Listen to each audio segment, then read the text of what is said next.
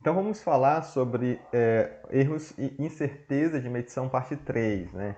Hoje nós vamos falar um pouquinho mais sobre a parte de cálculo de incerteza, né? Nós tínhamos, inclusive na aula passada, nós falamos um pouco sobre o conceito de incerteza, nós falamos também sobre a lei, né?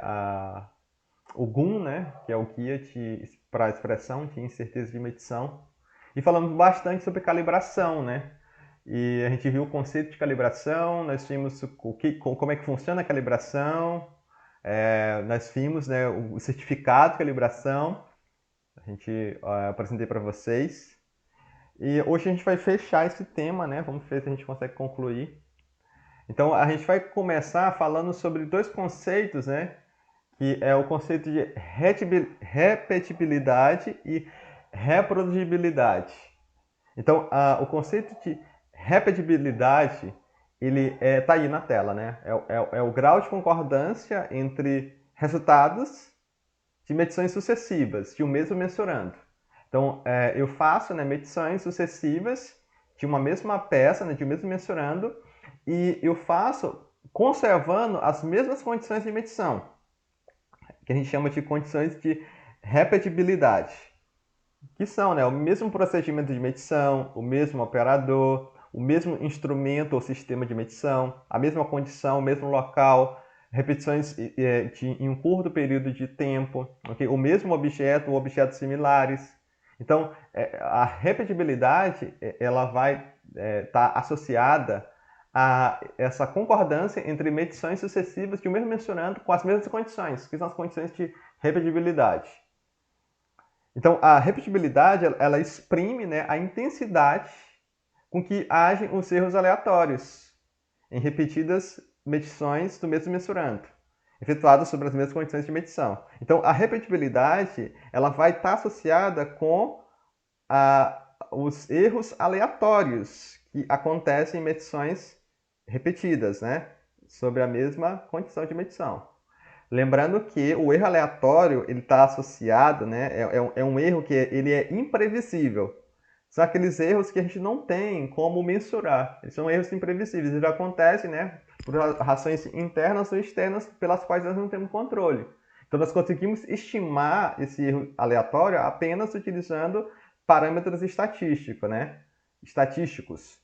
Então nós vimos, inclusive, que esses erros eles estão associados, né, ao conceito de precisão, tá bom? Então o erro aleatório ele está associado ao conceito de precisão. Inclusive até a própria definição de repetibilidade está parecida aí com ela está junto, né, com o conceito de precisão de dimensão, precisão de medição que nós vimos lá na aula 1, que é o grau de concordância entre medições, né, entre medições sucessivas.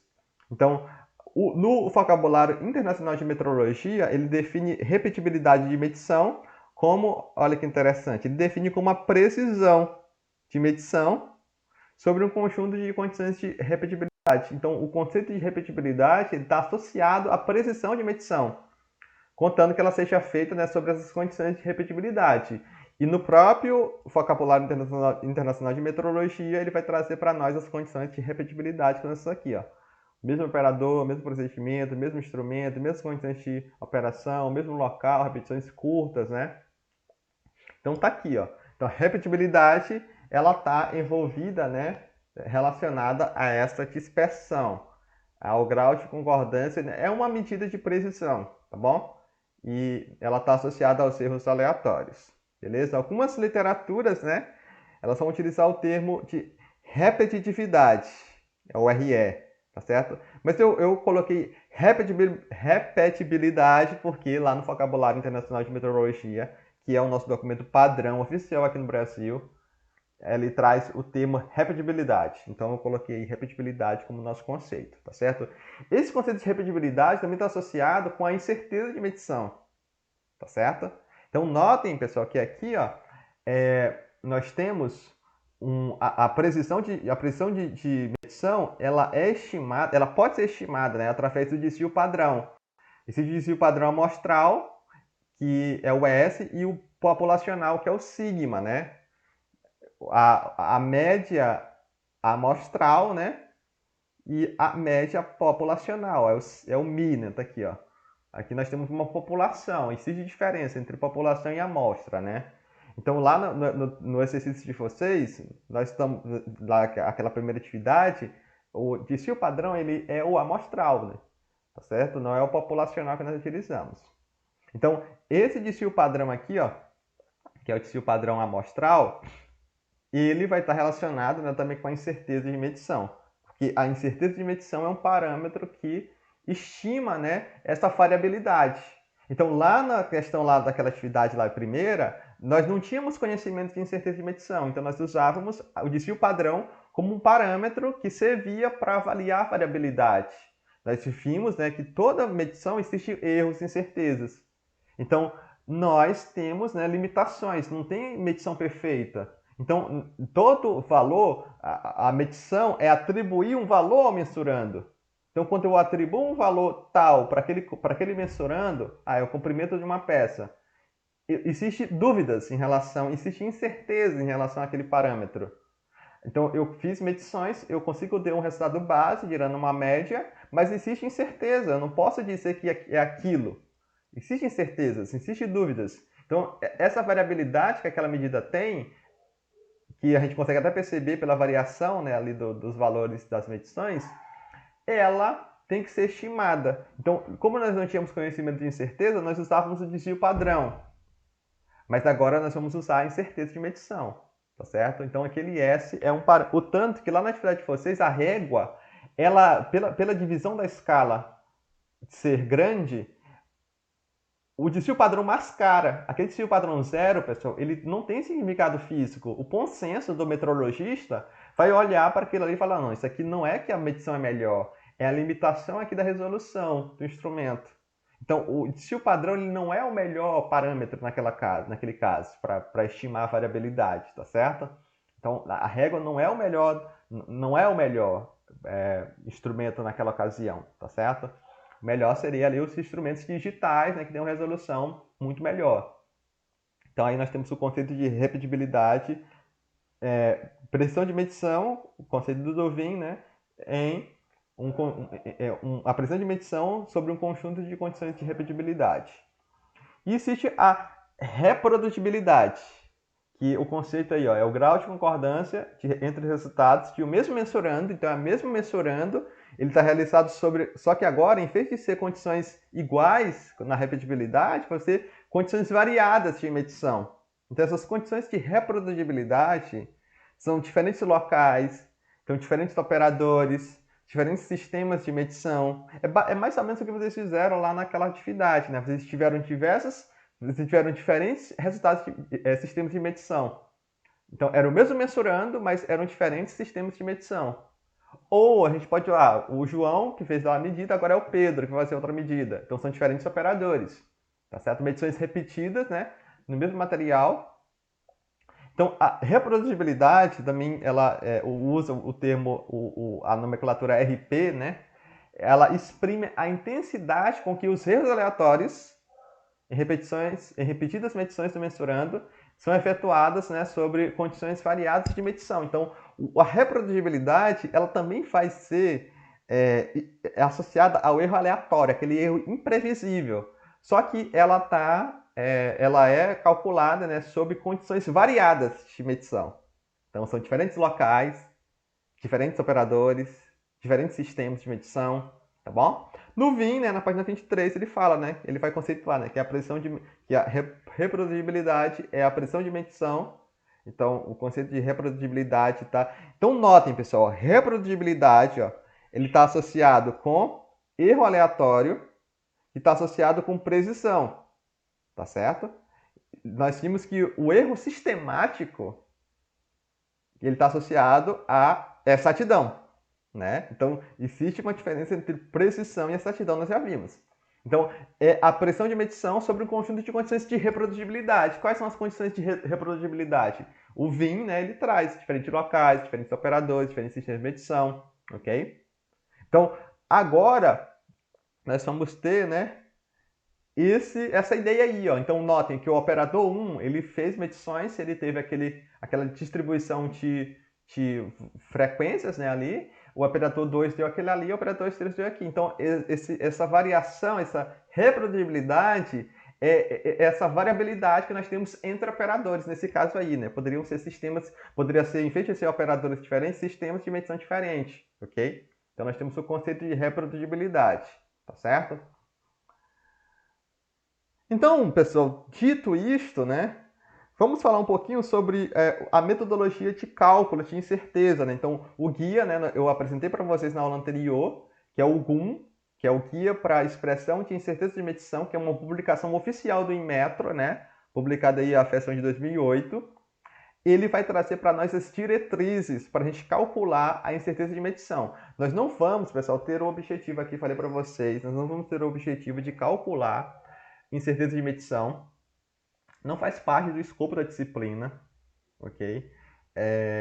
É algo complexo, né? Como está aí na tela. Ó, o entendimento da metodologia do Kuhn, ela não é uma tarefa fácil, ela exige conhecimentos amplos, né, de metodologia, de estatística, grande manipulação de dados, né? Cálculos matemáticos que são um pouquinho complexos. Eu vou apresentar para vocês aqui um panorama geral, para vocês saírem aqui do curso de Engenharia Mecânica tendo uma noção geral. Poxa, eu já ouvi falar o que é incerteza, eu sei o que é uma incerteza padrão, eu sei o que é uma incerteza combinada, eu sei o que é uma incerteza expandida, já ouvi falar sobre o GUM, ouvi falar sobre coeficiente de sensibilidade, grau de liberdade efetivo, fator de abrangência, probabilidade de abrangência, tá bom? Mas a gente não vai ter o enfoque de calcular a incerteza, tá certo?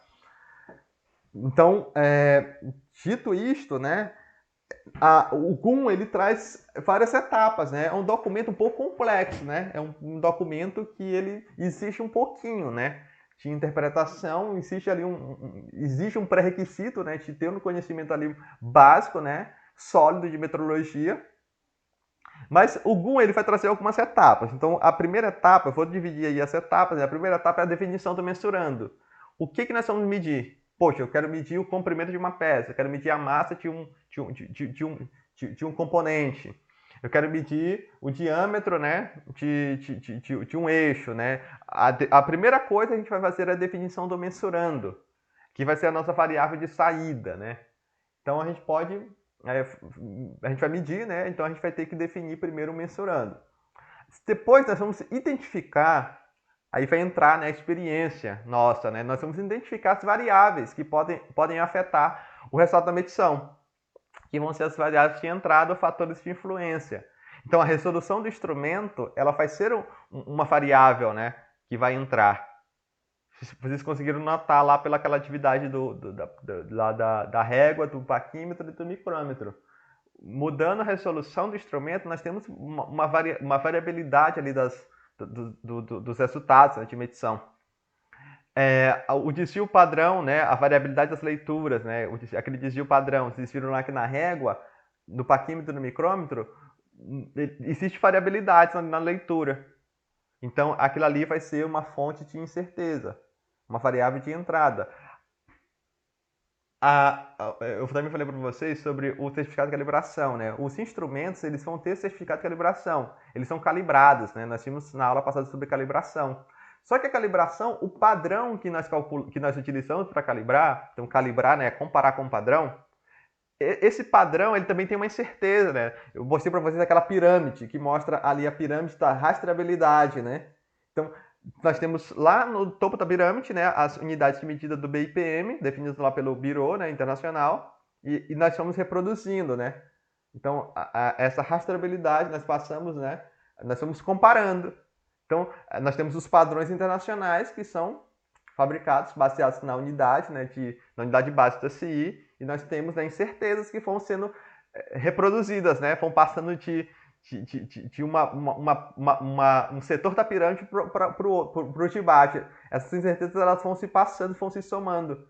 Então, o bloco padrão, por exemplo, quando a gente vai usar para calibrar um paquímetro, ele tem uma incerteza associada àquela medição, tá certo? Ele tem uma incerteza associada, então essa incerteza é uma fonte também, é um fator de entrada que vai entrar. Então, basicamente, pessoal, nós vamos ter essas três variáveis, né?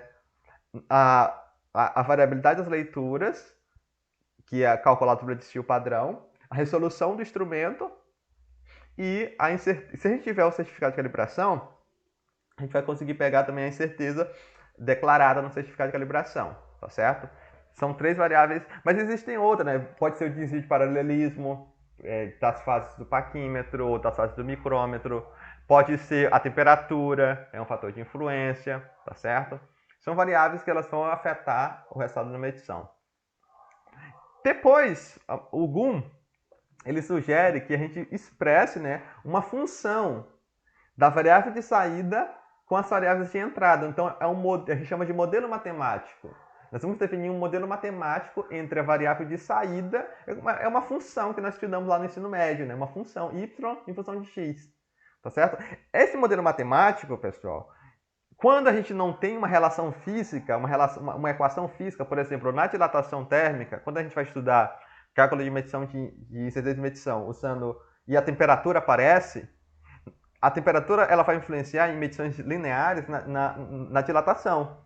Então existe uma fórmula física, é um modelo físico, diz que a dilatação ela é proporcional ao comprimento do corpo, ao comprimento do mensurando, ela é proporcional também à variação de temperatura.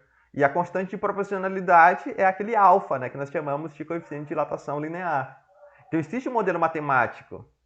Então a minha expressão ela já está ali, ó, aquele modelo matemático. Mas a gente vai ver que não tem, quando não tem esse modelo matemático, nós vamos usar um modelo mais simples, né? Que é um modelo de soma algébrica. Nós vamos ter y, que é a variável de saída, vai ser igual a x1, né, mais x2 mais x3. Simples. Se eu não consigo ter um modelo matemático, modelo físico real, eu vou fazer esse modelo algébrico de soma, né? De somatória, né? x1, variável 1, mais x2, variável 2, mais x3, variável 3. A gente vai usar esse modelo. Aí depois, pessoal, nós vamos fazer o seguinte, nós vamos ter que calcular, avaliar a incerteza padrão das variáveis de entrada. Então nós vamos ter que cada variável de entrada, ela vai ter uma incerteza padrão, que é uma incerteza associada àquela variável. É a incerteza proveniente daquela variável. Então, lá na variabilidade das leituras, nós vamos ter uma incerteza associada àquela variável. A resolução, nós vamos ter uma incerteza associada àquela variável. A calibração do instrumento, a gente vai ter uma resolução associada àquela variável. Então, tem uma continha, né? A gente faz essas continhas. Depois, nós vamos ver se existe correlação entre as variáveis de entrada.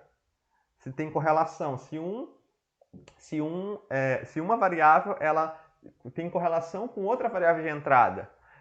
Porque se tiver, a gente vai ver que vai influenciar, vai aparecer uma parcela, né, no cálculo de incerteza que vai trabalhar com essa correlação.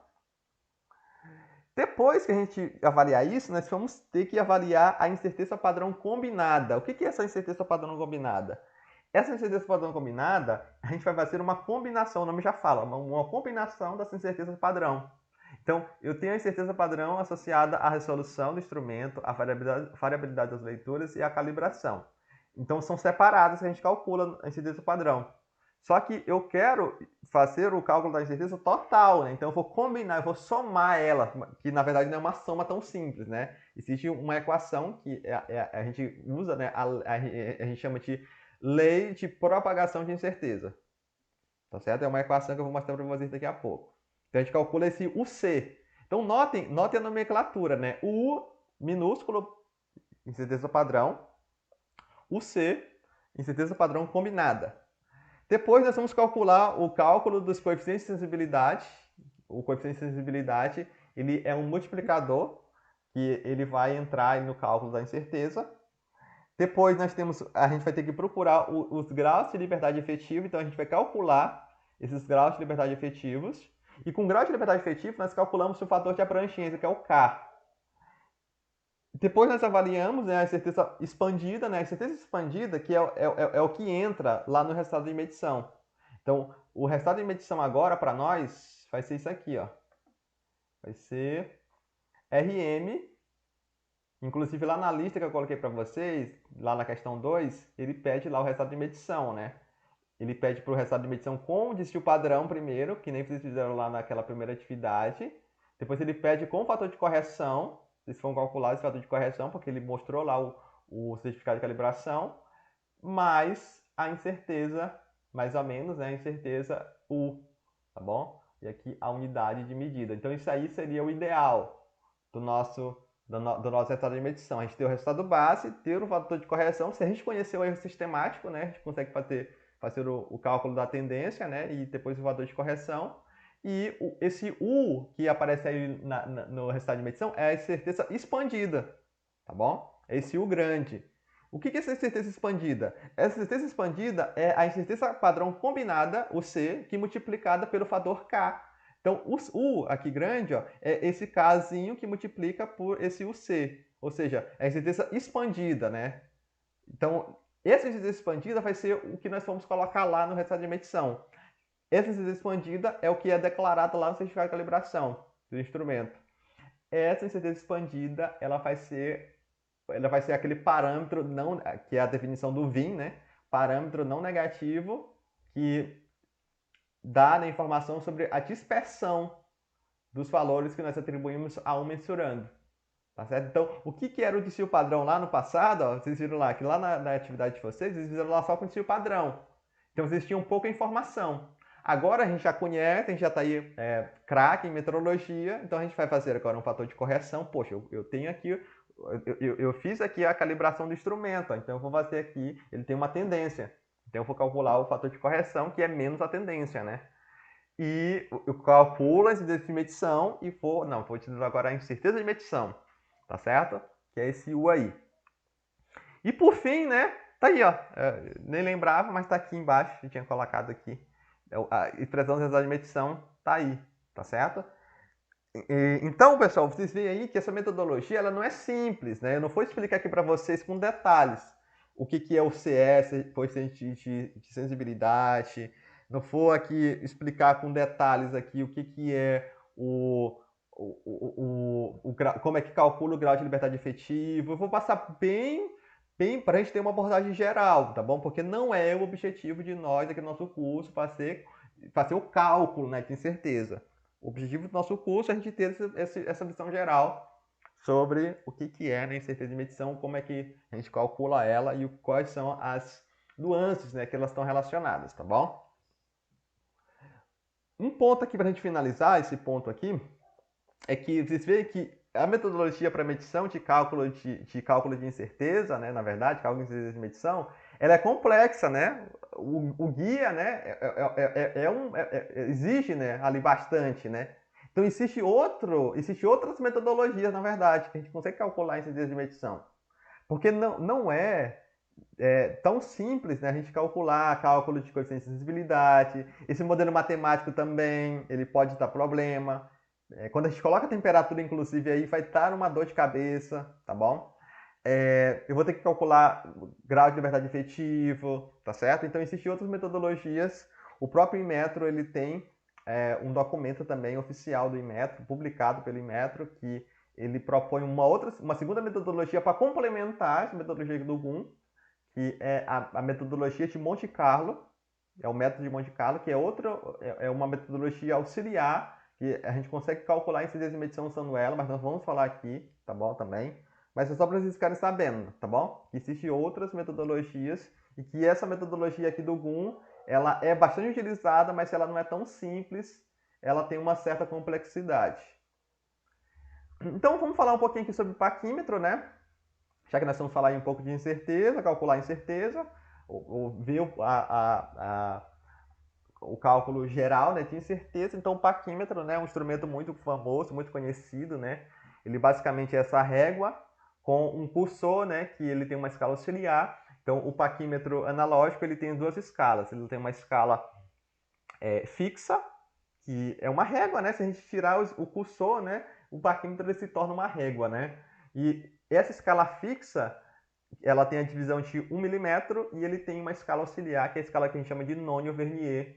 E existe uma explicação, né? Não vai ter tempo de explicar, mostrar para vocês, mas tem uma explicação, uma explicação que mostra, né, como é que essa interação entre essas duas escalas faz com que a gente consiga dividir a divisão, fazer a divisão da escala fixa, e a gente consegue obter, né, no paquímetro analógico resoluções de 5 centésimos ou até 2 centésimos, né? No sistema internacional, ou no sistema inglês, né? Nós temos o paquímetro fracionário, que ele consegue, né, ler 1/128 da polegada, e o paquímetro milesimal em polegadas, que ele consegue medir 1 milésimo da polegada, tá bom? Geralmente ele é feito de aço inox, né? E o paquímetro quadridimensional, ele consegue medir, né, medições lineares de internas, externas e ressaltos de profundidade, tá bom? Então aqui eu coloquei, para ilustrar, né, um paquímetro digital. O paquímetro digital geralmente ele tem essa resolução de 1 centésimo, né, então a resolução dele é melhor. E aqui um paquímetro de profundidade, né? Então, se o instrumento ele tiver esse nônio, né, que é essa escala auxiliar, ele tiver esse nônio, né, a combinação das duas escalas, nós dizemos que ele é um paquímetro, tá bom? Então tá aqui, né, as partes do paquímetro, né? Então nós conseguimos fazer medições, né, de medições externas, né? Tá aqui a medição externa, né, que é a mais comum, né, que a gente faz, usando os bicos externos. Medição interna, né, usando as orelhas. Então nós não usamos, pessoal, nós não usamos os bicos, né? Tá aqui, ó, para fazer medição externa, tá bom? A medição externa é feita com as orelhas, né? A orelha fixa e a orelha móvel, como vocês podem ver aqui. Eu consigo também fazer medição de profundidade usando essa arte, né, que ela passa por trás do paquímetro, né? Ela é unida, né, Chuda e o cursor, e a gente consegue fazer medição de profundidade e também de ressalto, né? Vocês podem ver aqui, usando essa face aqui, ó, e usando essa orelha móvel, né? A gente consegue fazer, né, a medição de ressalto. Então é um paquímetro universal, né, que nós temos aí as quatro possibilidades. Então vocês podem ver que também o paquímetro analógico ele tem duas escalas também em termos de SI, né? Aqui, ó, ele tem a escala inferior, que é uma escala no sistema internacional, geralmente é assim mesmo, né? Embaixo é o sistema internacional, e em cima a polegada, né? Aqui no caso polegada fracionária, né? Resolução 1/128 da polegada, resolução aqui de 5 centésimos, né? É um paquímetro que ele tem 20 divisões, né? 20 divisões aqui no nônio, tá bom? Então o nônio é essa escala aqui auxiliar desse cursor, né, que ele se movimenta, tá bom? Então é uma revisão aí de paquímetro. Então, vamos fazer aqui um estudo de caso, né? Nós não vamos calcular, mas vamos fazer aqui um estudo de caso sobre cálculo de incerteza de medição. Então, a primeira etapa lá do GUM, né, é essa aí, ó. Nós vamos definir o mensurando. Então, quem é o meu mensurando? O meu mensurando é essa pecinha aí cilíndrica, ó. Eu quero calcular essa medida D. É um diâmetro externo. Então, diâmetro externo, a peça de alumínio. O paquímetro é esse aqui, ó, o paquímetro analógico da marca Marberg, né? Ele tem 0,05, né? Tá aqui, ó, 5 centésimos de resolução. Ele tem uma faixa nominal de 300 milímetros. Ele é feito de aço inox, né? A sua escala é feita de aço inox. E ele tem o certificado de calibração, né? Lá no laboratório da Metrotech. Ela é o número 1, o certificado de calibração número 1 de 2022. E nesse certificado ele declara uma incerteza expandida associada à calibração de 2 centésimos do milímetro por 1K, né, que é o fator de abrangência 2,4, o PA, né, que é a probabilidade de abrangência de 95%, e o grau de liberdade efetivo, infinitos graus de liberdade efetivos. Nesse certificado também, lá da Metrotech, também foi declarado, né, o desvio de paralelismo. Então nós vamos estudar, lá na parte 3 do nosso curso, o que é esse desvio de paralelismo, tá bom? Entre as superfícies de medição para externos, né? Então, esses bicos aqui, ó, eles têm que ser paralelos, né? Deveriam ser paralelos. Então, existe aí um desvio, eles não são perfeitamente paralelos. Então, esse desvio é de 1 milésimo do milímetro. Também é declarado lá no certificado de calibração. Então, foi feito 5 leituras, né? O operador, ele fez lá as leituras. Então, aqui as leituras. 25,05, 25,10, total. Então, nós fizemos aí 5 leituras. Então, nós definimos o mensurando. Tá aí, ó. Nós fizemos uma definição completa do mensurando. Do instrumento, da medição, o que nós estamos medindo, se ele tem certificado de calibração, quais são os dados que o certificado de calibração dá. Beleza? Depois, nós vamos identificar as grandezas, né, que vão influenciar. Tá bom? Então, por exemplo, né, alguns exemplos de variáveis de influência, né? A amostragem não significativa. Então, nós vimos, né, que nós temos, né, nós vamos fazer leituras utilizando ali um instrumento de medição. Então, na verdade, ó, se nós fizermos poucas medições, o que acontece é que nós estamos tirando uma amostra, como eu coloquei na figura aí do lado que apareceu. Ó. Isso acontece muito em pesquisa eleitoral. Quem vai ser o presidente? Aí o pessoal não vai fazer a pesquisa com todas as pessoas do Brasil, né? Elas vão pegar, né, uma amostra e essa amostra ela vai ser uma estimativa da população. Então a média amostral que nós calculamos, a gente vai fazer esse cálculo de média que vocês fizeram lá no exercício lá do Class 1. Aquela média ela é uma estimativa do valor verdadeiro convencional, tá certo? Do mensurando. Então nós estamos atribuindo aquele valor àquele mensurando. Então, se nós fizéssemos 100 medições, o resultado ia estar muito mais a estimativa ia ser muito mais próxima do valor verdadeiro convencional do que se fizer só 2 medições, tá bom? Então, a amostragem não significativa é um fator de influência.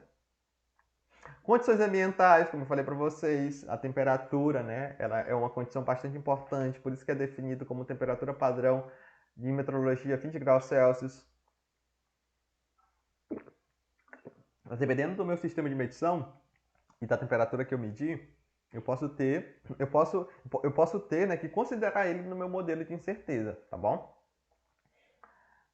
Nós temos o que mais aqui, ó? Nós temos erro de tendência pessoal, né? O erro de paralaxe, nós vamos falar daqui a pouco, né?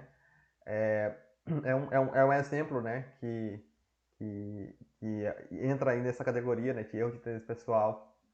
Resolução finita do instrumento. Seria ideal, né? Que nossos instrumentos tivessem uma resolução infinita. Que a gente conseguisse, né? Poxa, eu quero 500 casas decimais. Mas não tem, pessoal, não existe isso, né? Então, a própria limitação da resolução do instrumento, como vocês viram lá na régua, a régua ela tem uma divisão da escala de 1 milímetro, que ela limita a observação daqueles erros dimensionais, que quando a gente mede com paquímetro digital, que tem uma resolução que tem 100 vezes menor. Então, o nônio lá do paquímetro digital, na verdade o paquímetro digital não tem nônio, né? Mas vamos pegar um paquímetro analógico. O melhor paquímetro analógico, ele tem 50 divisões. Ele consegue medir 2 centésimos do milímetro. Então, eu estou medindo 2 centésimos do milímetro. Na régua, se eu interpolar, eu consigo só 0,5. Então, eu tenho 25 vezes...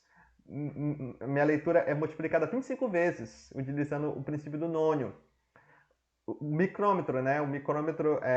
Existe um micrômetro analógico que tem a resolução de 1 milésimo, né? Do milímetro, né? Então nós combinamos ali o tambor, né, com um nônio auxiliar.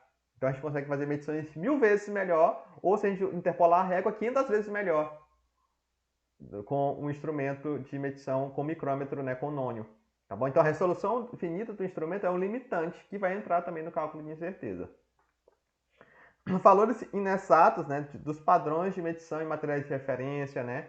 Então, por exemplo, né, os blocos padrão aí na fotinha que apareceu é um jogo de bloco padrão que nós utilizamos para calibrar instrumentos de dimensão linear.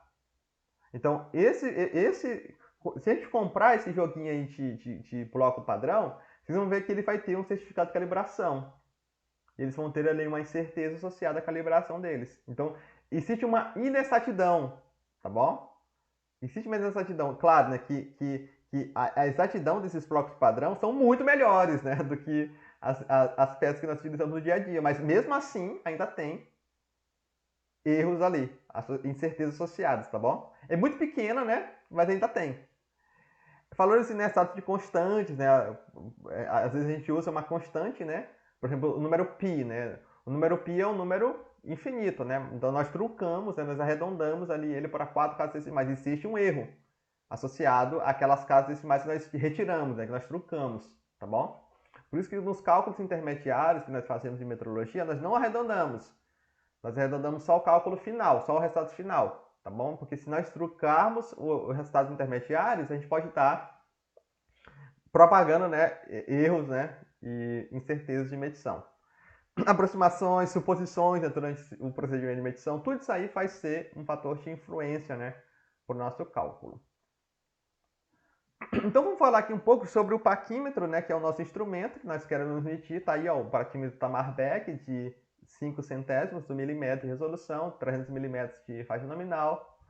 Então o erro de paralaxe, pessoal, esse erro aí que ele é cometido pelo operador, quando o operador ele faz a leitura de forma, né, não perpendicular à escala, tá bom? Então essa imagenzinha aqui à esquerda mostra muito legal, mostra muito bem, ó. E se a gente olhar para cá, ó, eu não sei se vocês já estudaram, se vocês foram lá estudar como é que faz a leitura com o paquímetro. A leitura do paquímetro, ela demanda, né, um traço que coincide. A coincidência de um traço dessa escala fixa, na verdade dessa escala móvel com a escala fixa. Então, durante a avaliação do paquímetro, o operador ele vai procurar um traço, né, que coincida com um traço da escala do nônio que coincide com a escala fixa. Então, se a gente olhar, o operador olhando daqui, ó, ele vai ver que o traço que está coincidindo, o traço que está batendo, ó, notem aí, ó, que é o traço 6. Ó, o traço 5 não, ó, o traço 5,5 aqui, né, que é o traço de 0,55, né, é o traço 6, ó, que na verdade é o 12º traço, né? Na verdade, são 20 traços, aqui é o 12º. Ele está aqui 6 porque ele vale 0,60, né, milímetros, né? Então ele poderia dizer aqui é 0,60. Só que se esse operador ele olhar frontalmente, olhar daqui, ó, que é o certo, isso aqui está errado, né? Que está certo, ó, ele vai ver, né, que na verdade é o traço aqui, ó, é o 9º traço. É o traço que vai medir, ó, esse aqui, ó.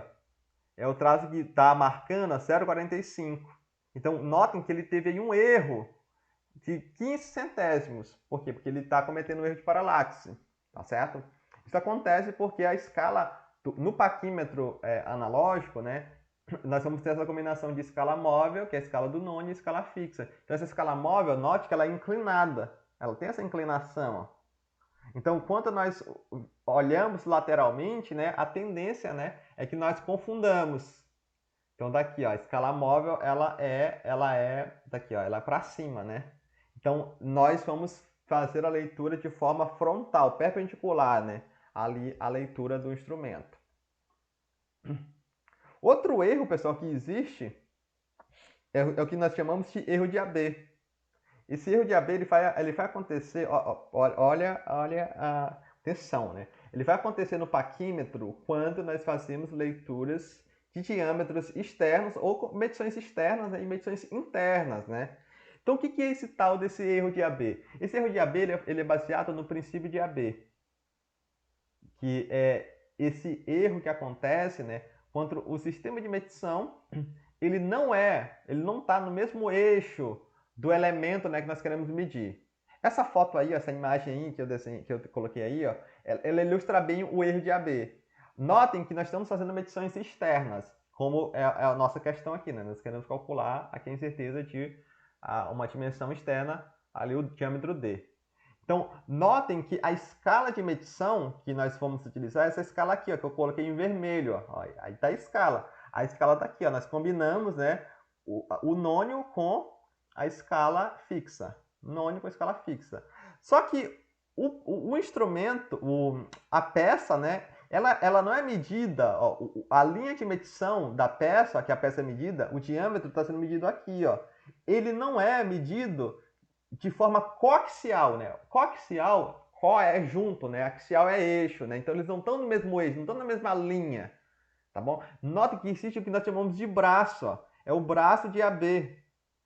Se a gente fosse fazer medições internas também, ia ser a mesma coisa. Então o que acontece? Ó? Quando o operador ele imprime aqui ó, a força no impulsor, nós vamos ter uma reação, né? Aqui, ó. Ele imprime aqui, ó. É como se fosse uma alavanca. O operador ele coloca o dedão dele aqui, né? E ele vai, né, fazer aí a força, né? E aqui eu vou ter aqui uma reação, ó.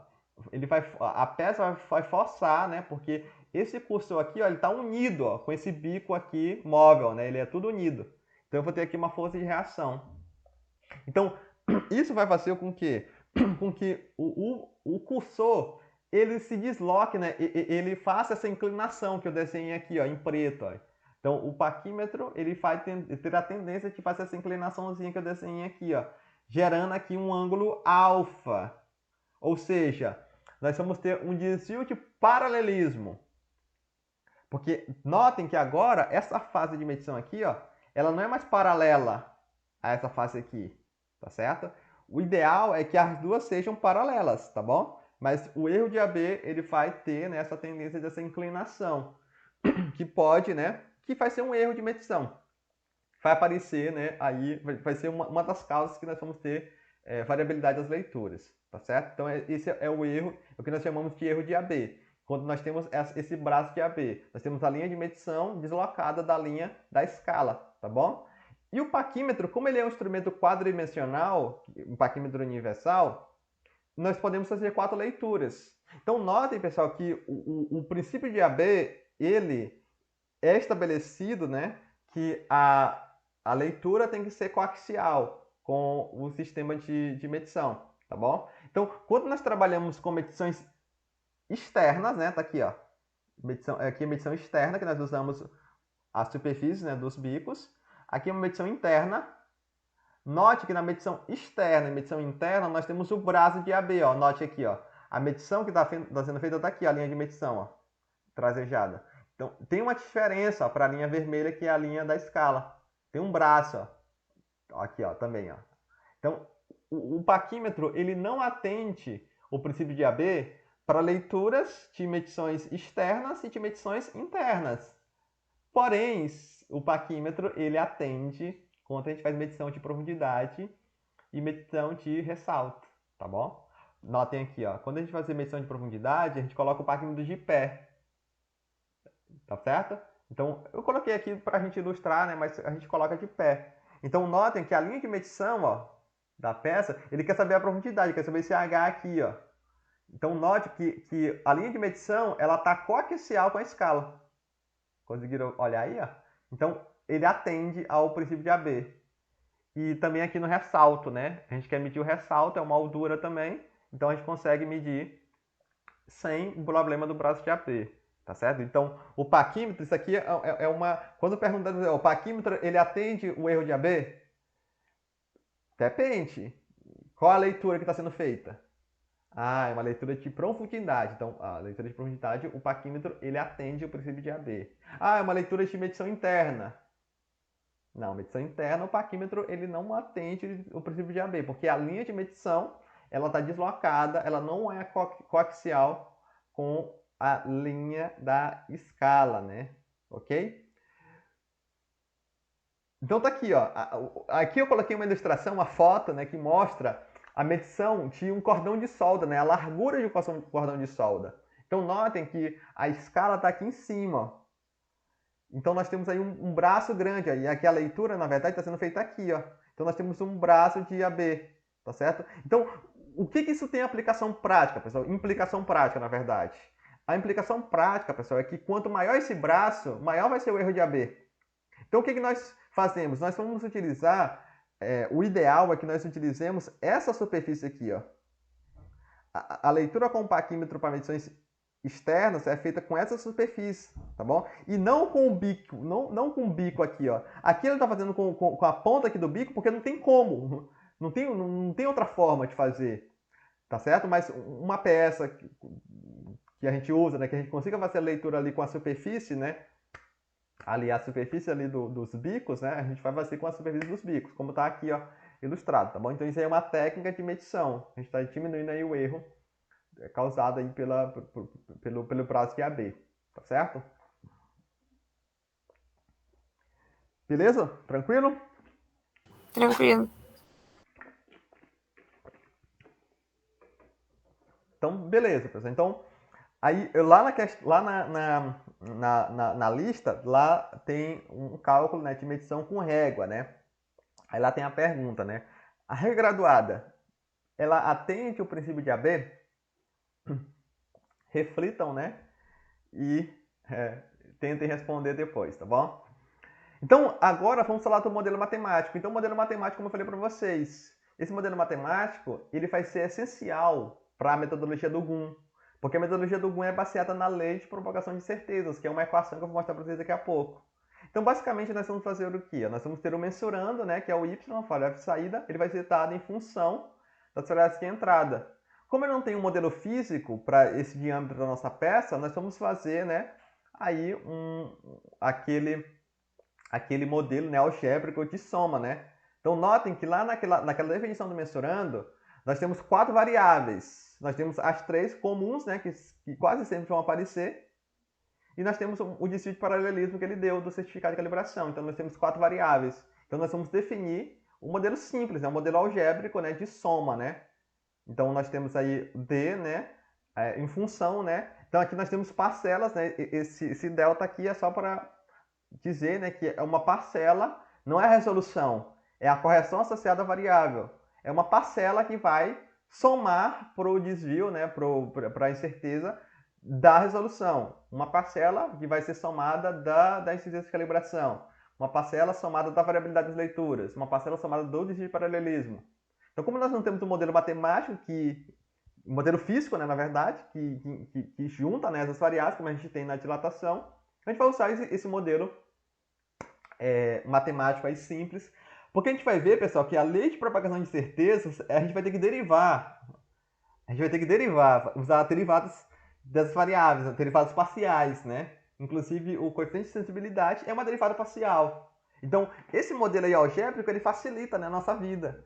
Porque se eu estou fazendo uma derivada parcial, então vou derivar d, né? Então vou fazer lá no cálculo da incerteza, eu vou fazer ó, a derivada de d em relação, né, ao x, né? Então a gente vai ver, né, que se eu estou derivando d em função de x, isso aqui vai embora, é zero, isso aqui é zero, isso aqui é zero, e aqui eu vou ter 1, né? Então a gente vai ver aqui os coeficientes de sensibilidades nesse modelo linear, modelo algébrico, todos os coeficientes de sensibilidade vão ser 1, que facilita muito a nossa vida. Esse é um problema, pessoal, quando aparece lá a temperatura. Como a temperatura ela não tem um modelo matemático linear, é uma multiplicação, quando eu fizer essa derivada aí, vai dar uma dor de cabeça, pessoal. Vai dar uma dor de cabeça, porque eu vou ter que fazer uma derivada parcial, e agora não é mais um, eu vou ter que fazer multiplicação, tá bom? E vai dar lá ali uma complicação, assim, vai ficar mais complexo o cálculo, tá bom? Então, o modelo matemático linear, todos os derivados parciais vão ser 1. A gente vai ver daqui a pouco. Então, o quarto passo, pessoal, é calcular a incerteza padrão. A incerteza padrão é a incerteza associada a cada variável. Então, existem fórmulas para a gente calcular essas incertezas, tá bom? Então, nós vamos definir, o GUM, né, ele define dois tipos de incerteza, tipo A e do tipo B, tá bom? O tipo A, resumindo aqui a história, né, o tipo A, nós vamos ter um cálculo estatístico, nós vamos ter vai ser fruto de uma análise estatística. A incerteza do tipo B, não. A incerteza do tipo B, nós vamos ver que a gente vai fazer o cálculo através de uma divisão simples, sem um parâmetro estatístico. Então, a incerteza do tipo A, basicamente, pessoal, vai ser a incerteza que nós usamos para calcular a variabilidade das leituras. Porque a variabilidade das leituras, né, eles já estão gritando, eles já estão pedindo, clamando para nós calcular, fazer um cálculo estatístico, né, que é o cálculo do desvio padrão. Então, lá nas leituras, nós vamos calcular a média, que é o x barra, né, e vamos calcular o desvio padrão. Então, a incerteza padrão associada à variabilidade das leituras vai ser esse U aqui, ó, que vai ser o desvio padrão, né, dividido por raiz quadrada de n, né? Esse n aqui é o número de leituras. Então, no nosso caso, nós fizemos 5 leituras, então esse n vai ser igual a 5, tá bom? Então, a variabilidade das leituras ela é calculada pela incerteza tipo A porque é um parâmetro estatístico. Então, a gente está usando aí o desvio padrão, tá aqui, ó. Desvio padrão amostral, tá bom? Amostral. Então, nós temos aqui uma incerteza padrão tipo A. Então, como é que eu calculo a incerteza padrão associada à variabilidade, que é uma incerteza padrão tipo A? Tá aqui, ó. É o desvio padrão que nós vamos calcular. Então, tá aqui, ó. Vamos pegar 5 leituras que foram feitas com um paquímetro aí de 2 centésimos de milímetro de resolução. Então, nós vamos calcular a média. Calculamos o desvio padrão. A incerteza vai ser o quê? Vai ser o desvio padrão. A incerteza padrão, né? Vai ser o desvio padrão dividido pela raiz quadrada do número de medições. São 5. Então, a incerteza padrão deu isso aí, ó. e eu vou arredondar, né, pessoal? Não coloquem, pessoal, isso aí na resposta de prova, isso aí com trocentas casas decimais, tá bom? Que eu vou cortar com certeza. Então, aqui, ó, nós vamos fazer, já que nós estamos trabalhando com um paquímetro de 2 casas decimais, nós vamos ter aqui a incerteza também com 2 casas decimais. Na incerteza, pessoal, nós temos um negócio diferente em relação a arredondamento. Aí vai entrar o bom senso do operador. Geralmente na incerteza, nós nunca, não nunca, né, mas raramente nós vamos arredondar para baixo. A gente sempre vai superestimar a incerteza. A gente não vai subestimar a incerteza, a gente vai superestimar a incerteza. Então, aqui, ó, eu quero fazer aí mesmo se fosse, ó, vamos imaginar que fosse 0,24. Em vez do 6 aí, ó, a terceira casa de nós fosse um 4. Pelo cálculo de arredondamento lá da norma, da BNT, a gente iria arredondar para 0,02. Porque a gente está truncando, né? O 4 é menor do que 5. Mas no cálculo da incerteza, a gente vai, né, aí vai entrar o bom senso do operador. Se a gente arredondar para cima, não vai ter problema. Porque a gente vai estar superestimando a incerteza. Tá certo? Então é melhor superestimar a incerteza do que subestimar a incerteza. Se eu fizer, pessoal, vou tentar explicar aqui que isso aqui é importante. Esse aqui fosse 4, ó, e eu fizesse aqui e dissesse que a incerteza fosse 0,02, vocês concordam que eu estaria superestimando a incerteza? Eu estaria subestimando. 0,02 eu estaria, ela é menor do que o valor aí da 0,024 e um monte de cargas mais depois. Eu estou subestimando. Então isso não é bom, porque a incerteza não é esse parâmetro que me dá a ideia dessa variabilidade. Então a gente não subestima, tá certo? Talvez se fosse 2, 0, aí o 0 poderia até ser, né? Não seria tão trágico. Mas nós vamos aqui, mesmo se fosse o 4 aí, ou 3, a gente vai superestimar. Superestimar, né? Então, a gente vai usar aí 0,03, mais ou menos, né? Porque é um parâmetro de dispersão. A incerteza tipo B, pessoal, a gente não faz cálculo de parâmetro estatístico, tá bom? Não tem esse parâmetro estatístico. Essa é a diferença. Então, como é que a gente faz, professor? A gente não tem um parâmetro estatístico. A gente vai usar conhecimento técnico, a gente vai usar o certificado de calibração, ou então a gente vai usar, né, um valor, né, de uma grandeza que a gente tem um conhecimento, tá bom? Então, por exemplo, ó, a incerteza padrão tipo B, ela vai ser basicamente essa aí, ó. Nós vamos ter um valor, né? Aqui está a incerteza declarada porque aqui é a incerteza do certificado de calibração. Então, por exemplo, a incerteza associada à calibração do instrumento, ela é uma incerteza padrão tipo B, porque nós não temos um cálculo estatístico. Nós vamos ter um valor, né? Então pense aqui como se fosse um valor dividido por um multiplicador. Então, por exemplo, ó, um certificado de calibração está aqui, ó. O certificado de calibração ele declarou aqui, ó, que a incerteza de medição associada à calibração foi 1/100. E ele deu para nós esse multiplicador, que é o fator de abrangência K. Então, para eu calcular a incerteza associada à calibração, notem, pessoal, que aqui nós estamos calculando incertezas padrões. Então, a calibração do instrumento vai entrar como uma variável de influência. Então, essa calibração ela vai entrar como fator de influência. Então, nós fomos lá no certificado, olhamos que a incerteza era 1/100, o multiplicador era 2, então a incerteza padrão associada à calibração do instrumento vai ser a divisão. Está aqui. É uma incerteza padrão do tipo B. Não tem cálculo estatístico, né? Não tem desvio padrão. É apenas um valor pelo multiplicador, dividido por um multiplicador. Então, a incerteza associada à calibração sempre vai ser do tipo B.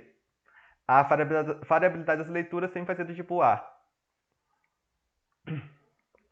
Então, pessoal, nós temos também o que nós chamamos de distribuição de probabilidades, né? Então, notem aí, ó, se eu pegar um dado e lançar esse dado várias vezes e fizer o registro, né, dos dados, depois de N medições, de várias medições, a tendência vai ser o quê? Vai ser que eu tenha aí uma distribuição de valores iguais, né? Se o dado não for viciado, a probabilidade de sair 3 vai ser a mesma de ele sair 5, de ele sair 6. Então nós temos aí uma distribuição de probabilidades. E essa distribuição a gente chama de retangular, porque elas são iguais. Cada valor do dado ele vai ter a mesma probabilidade de acontecer. Isso aí é bem intuitivo, né? Então, se nós traçarmos, né, um gráfico que mostra a probabilidade, vai ser 1/6 de que sair cada número. Então, nós temos uma distribuição retangular. No cálculo de resolução do instrumento, quando a gente vai calcular a incerteza padrão associada à resolução do instrumento, a gente vai usar uma incerteza padrão do tipo B. E essa incerteza padrão do tipo B, nós vamos ter que definir uma probabilidade de abrangência. Na verdade, uma distribuição de probabilidades. Tá certo? Então, essa probabilidade ela pode ser, como se mostra aí, ó, retangular. Agora, pense, se eu lançar dois dados, agora eu estou pegando dois dados, o dado 1 e o dado 2. Eu lanço esses dados e eu faço a somatória. Será que vai ser uma distribuição também retangular? Tudo igual? Não. Se eu fizer aqui, ó, jogar dois dados e eu fizer a soma desses dados e girar uma média, eu vou ver que vai ter muito mais possibilidades de eu ter aqui, ó, valores de 3,5, com a média 3,5, do que a média aqui 6 e a média 1. Só vai ter uma possibilidade para sair a média 1, quando os dois dados forem 1. E para a média 6, os dois dados têm que sair 6. Mas para a média ser 3,5, eu vou ter 5 possibilidades. Então, notem que se eu tivesse essa situação aqui, ó, e eu fosse modelar ela por uma distribuição retangular, ela não ia ser tão realista. Não ia estar sendo um bom parâmetro, uma boa distribuição para modelar aquela situação física. Então, nós vamos usar uma distribuição triangular, tá bom? Então, às vezes, nós definimos a resolução como uma distribuição triangular. Então, o cálculo de incerteza padrão vai ser, né, o valor, né, da resolução pela raiz de 6, tá bom? Então, note que na incerteza padrão associada à distribuição retangular é raiz de 3 embaixo, a incerteza padrão, e aqui é raiz de 6, tá bom? Agora pense se eu lançar 3 dados e fazer a mesma coisa, lançar 4 dados, lançar 5 dados, eu vou ter, ó, quando eu lançar 8 dados, ó, 3 dados, note que a distribuição de probabilidades ela vai se tornando mais parecida com essa distribuição aí, ó, que é a famosa distribuição normal, né, o gaussiana, né? Então, quando ele lançou 8 dados, ele fez a leitura aí e fez a média, a tendência vai ser que aquele triângulo ele se comporte, né, no formato dessa curva normal, que vai ser uma distribuição normal de probabilidades, tá bom? Então, a distribuição de probabilidades é um ponto também importante, né, e chave aqui, quando nós falamos de incerteza. Então, vamos falar um pouquinho aqui sobre correlação, né? Então, o operador ele vai ter que saber, né, se existe correlação, né? Então, aqui, obviamente, aqui claramente, né, ó, nós temos que existe uma correlação entre a dilatação, né, e o afastamento da relação de temperatura. Aqui na rugosidade, né, não tem correlação. Então, existe uma forma de a gente calcular essa correlação, existe um parâmetro estatístico para a gente calcular essa correlação. Nos exercícios que nós vamos fazer aqui, nós não vamos considerar essa correlação. A gente vai dizer que não tem correlação, que não tem na verdade mesmo, né? Dos cálculos de medição linear.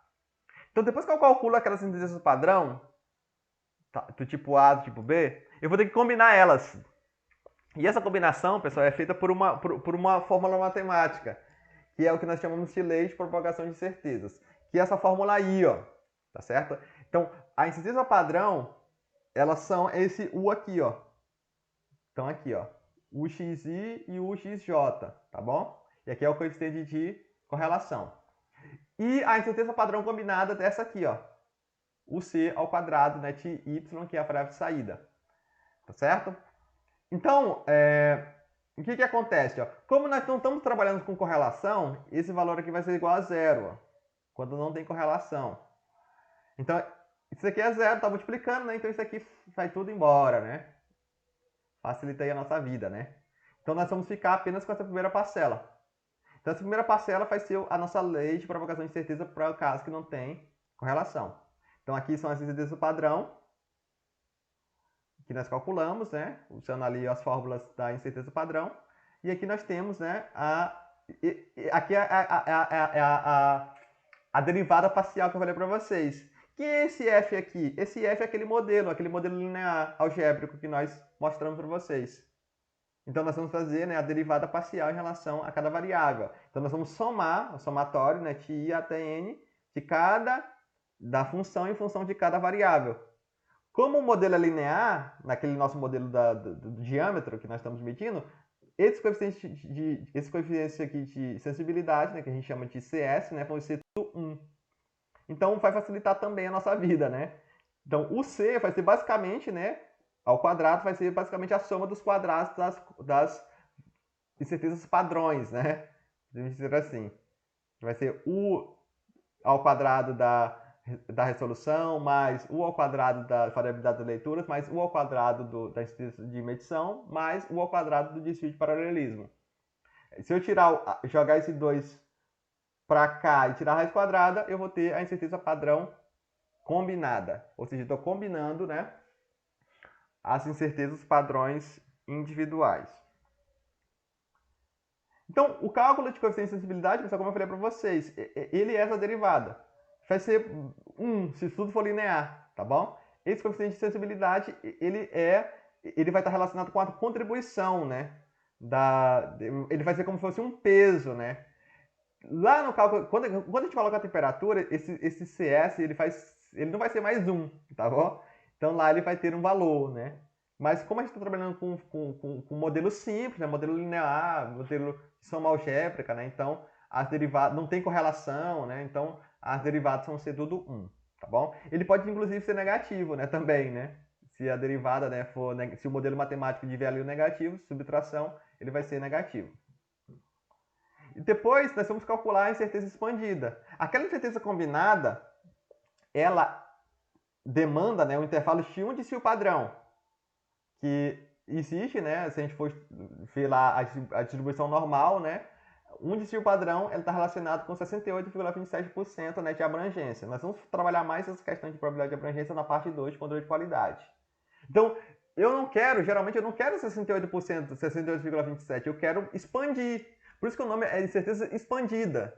Porque a combinada, ela tem 68,27%. Então, nós vamos multiplicar por um multiplicador, né, que é o K, que é o fator de abrangência, para eu ter, né, uma expansão dessa incerteza. Então, o K, como é que a gente calcula esse K? Então, o U, ele vem lá daquela lei de propagação de certeza. O K, ele vai ter que ser buscado, né? E nós usamos, para calcular o K, nós vamos ter que usar essa equaçãozinha aqui, ó. Que é essa equação aí desses camaradas aí, tá certo?